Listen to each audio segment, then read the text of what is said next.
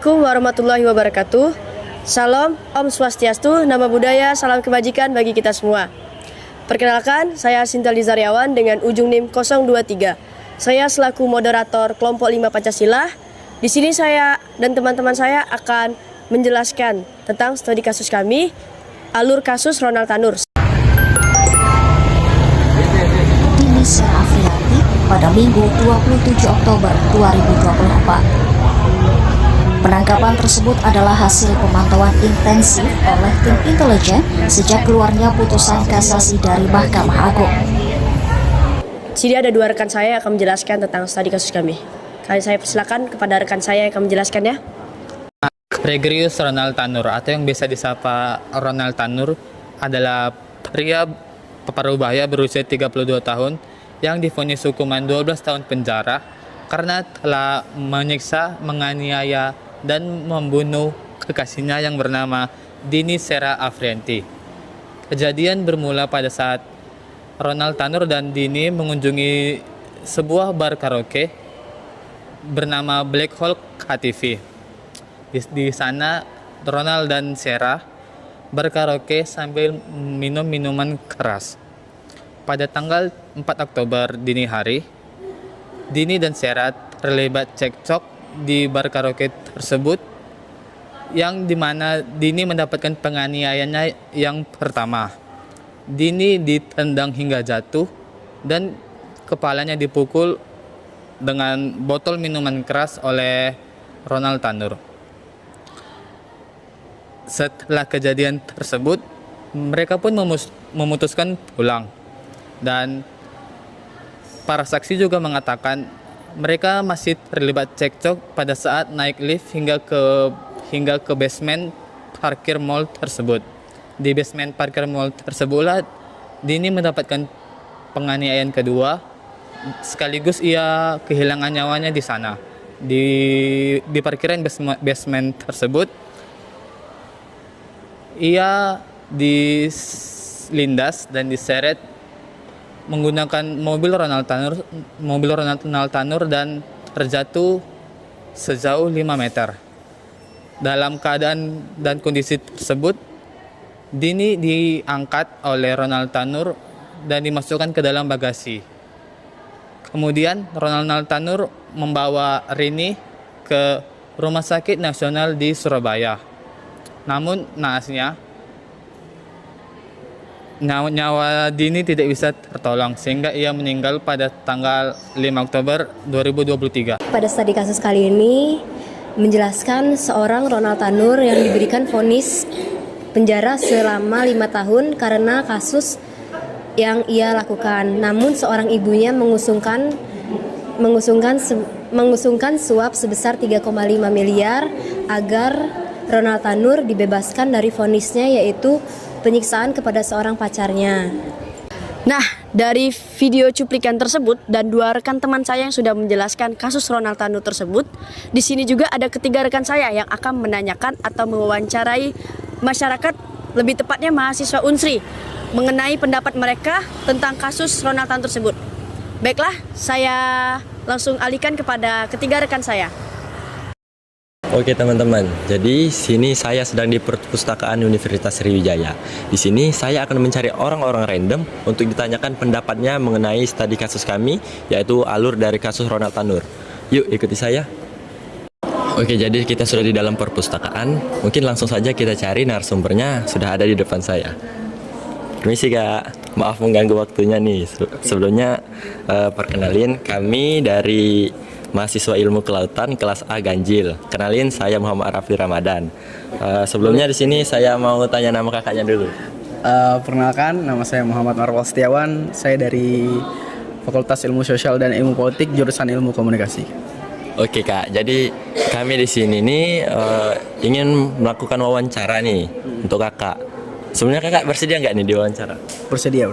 Oke, jadi wawancara yang saya lakukan ini mengenai pendapat kakak mengenai alur dari kasus Ronald Tanur. Nah, kakak tahu nggak kasus Ronald Tanur itu? Tahu sih, cukup ngikutin juga kasus itu, kan sempat viral juga waktu itu Kak. Oh, oke. Kalau tahu, jadi mungkin langsung saja nih ke pertanyaannya. Menurut kakak, gimana sih tanggapannya tentang kasus ini? Kasus ini tuh gimana ya? Bikin kita tuh jadi lebih aware lagi gitu tentang masalah korupsi gitu kan. Ini kan kasus nggak main-main gitu, kasus suap, nggak kecil juga, suap hakim itu kan berarti hukum kita kan tumpul kan. Jadi ini bikin kita jadi harusnya lebih aware lagi tentang hukum, tentang bagaimana kasus ini akan dilanjutkan ke arah mana. Jadi saya rasa memang Ronald Tanur ini adalah tokoh yang memang tidak baik lah. Jadi kita perlu lebih aware lagi tentang kasus ini gitu. Oke, jadi kalau menurut kakak nih, kasus ini nih melanggar sila keberapa sih kak? Kasus ini kan terkait suap menyuap ya, suap menyuap hakim. Jadi ya menurut saya ini sila kelima sih, kita keadilan sosial bagi seluruh rakyat Indonesia. Karena kan yang namanya suap itu, apalagi suap terkait hukum, ini kan dia membunuh istrinya sendiri. Jadi menurut saya ini emang tidak sesuai dengan kaidah Pancasila yang kita anut gitu, begitu. Oke, baik. Terima kasih untuk Kak Marval untuk jawabannya. Saya mungkin sampai sini saja nih pertanyaan dari saya. Terima kasih sudah meluangkan waktunya. Semoga sukses selalu ya. Terima kasih Kak. Oke, baiklah, kita sekarang ada di depan ruangan MPK. Oke, kita akan melanjutkan sesi wawancara kita, yaitu kita sudah mendapatkan narasumber kedua. Mari kita sama. Halo Kak. Oh ya, halo. Maaf mengganggu waktunya, boleh diwawancarai Kak? Boleh. Diri. Ya, boleh. Kakak siapa namanya dan dari prodi apa? Saya biasa dipanggil Excel dan dari prodi Ekonomi Pembangunan. Oke, di sini kita izin nanya-nanya ya Kak. Boleh. Di sini kami mengangkat kasus Donald Tanur. Kakak tahu kasus Donald Tanur? Kasus Donald Tanur saya pernah dengar sih. Nah, di dalam kasus Donald Tanur ini gimana tanggapan kakak tentang kasus Donald Tanur ini? Kalau nggak salah kita ulas dulu ya kasus ini. Kalau nggak salah terdapat 2 kasus ya. Yang pertama kekerasan dan yang kedua itu adanya kejanggalan pada saat proses hukum berlangsung. Ya, intinya kasus ini menurut saya sangat buruk dan tidak berperi kemanusiaan. Kakak itu sudah mengimplementasikan nilai-nilai dari Pancasila belum? Untuk kasus ini kan sebenarnya banyak pelanggaran-pelanggaran yang dilakukan. Yang pertama itu kekerasan. Ya kita lihat dari sila kedua Pancasila, yakni kemanusiaan dengan adil dan beradab. Perilaku dari pelaku ini sangat tidak mencerminkan bahwa dia itu adalah manusia yang beradab. Nah, secara tidak langsung juga dia juga sudah melanggar nilai hak asasi manusia. Ialah hak asasinya tuh bahwa manusia itu berhak untuk hidup dengan bebas. Nah, yang kedua tentang kejanggalan pada saat proses hukum tadi kan. Nah, di sini juga membuktikan bahwa sistem peradilan di Indonesia itu masih sangat buruk, masih banyak celah dan bisa dibilang tajam ke bawah dan tumpul ke atas. Nah, jadi harapannya ya semoga sistem hukum di Indonesia ini cepat membaik dan tetap berpegang teguh kepada sistem hukum yang tertinggi, kepada nilai-nilai Pancasila, dan tidak ada lagi kasus-kasus yang seperti ini karena sangat tidak berperi kemanusiaan sekali kasusnya. Nah, itu makasih banyak ya Kak atas tanggapannya tentang studi kasus yang kami ambil. Terima kasih Kak, maaf mengganggu waktunya ya Kak. Apa? Terima kasih Kak. Oke, sekarang saya sudah bersama narasumber. Langsung saja kita perkenalan diri bersama kakaknya. Oke, halo, perkenalkan nama aku Taskia Namira Anjani.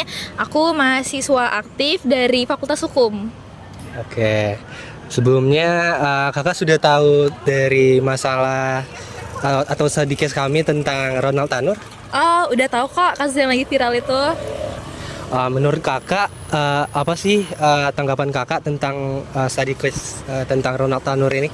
Tentang Ronald Tanur itu ya, menurut saya itu tuh sangat tidak adil ya kasusnya. Karena kan dia sudah melakukan hal pidana, yaitu membunuh mantan kekasihnya, namun malah dia dibebaskan karena adanya kekuasaan dari ayahnya itu, yaitu selaku mantan DPR kan. Itu dia sangat tidak adil karena apa ya, kayak menyalahgunakan kekuasaan dari ayahnya ini. Jadi dia kayak menyogok hakim itu dengan kalau nggak salah senilai miliaran rupiah begitu. Oke, jadi penggunaan kekuasaan yang tidak dibenarkan ya? Iya benar. Oke, jadi kalau untuk itu dengan nilai-nilai sila yang terlanggar, itu menurut kakak nilai sila yang keberapa aja? Nilai sila kelima sih, keadilan sosial bagi seluruh rakyat Indonesia. Karena menurut saya itu tuh tidak adil, terutama bagi korban dan juga keluarga korban ya. Karena mereka tidak mendapatkan keadilan atas kasus apa yang telah terjadi kepada anaknya maupun putri dari keluarga tersebut. Oke, penjelasan yang sangat merinci ya tentang itu ya. Oke, sekian dari wawancara saya tentang study case kami. Saya ucapkan terima kasih kepada kakaknya sudah mau menjadi narasumber kami. Terima kasih. Baiklah, berdasarkan beberapa hasil wawancara yang telah kami lakukan kepada mahasiswa-mahasiswi Unsri, dapat kita temukan jawaban dari mereka bahwa mereka semua tentunya cukup resah dan khawatir tentang adanya kasus ini. Dan juga mereka memberikan tanggapan mereka tentang kasus ini tidak mencerminkan implementasi nilai-nilai Pancasila, yaitu pelanggaran nilai Pancasila kedua, sila keempat, dan sila kelima. Harapan kami semua di sini dan juga harapan seluruh masyarakat di Indonesia, semoga tidak ada lagi terjadi kasus seperti ini, dan juga masyarakat untuk lebih memperhatikan nilai-nilai Pancasila apabila hendak melakukan sesuatu. Mungkin sampai sini saja video dari kelompok kami. Terima kasih.